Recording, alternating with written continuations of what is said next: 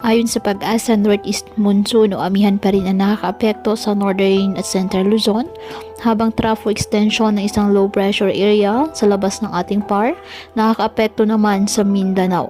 Ayon sa Pag-asa, mababa naman ang tsansa ng nasabing low pressure area na lumakas bilang isang bagyo, ngunit patuloy pa rin natin na i-monitor dahil posible pa rin ang pagbabago sa nasabing forecast. Ngayong araw, dahil po sa trafo extension ng nasabing LPA, asahan na maulap na halangitan na may kalat-kalat na pag-ulan at thunderstorms sa Mindanao.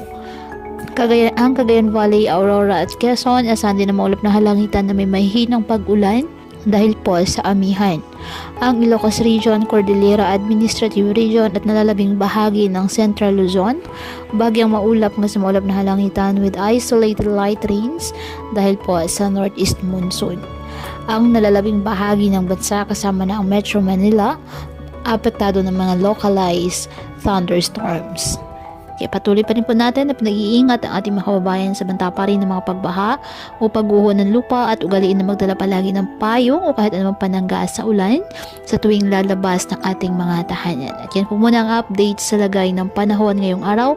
Muli patuloy po tayo na mag-ingat at palaging tandaan, God loves you. Stay safe and God bless.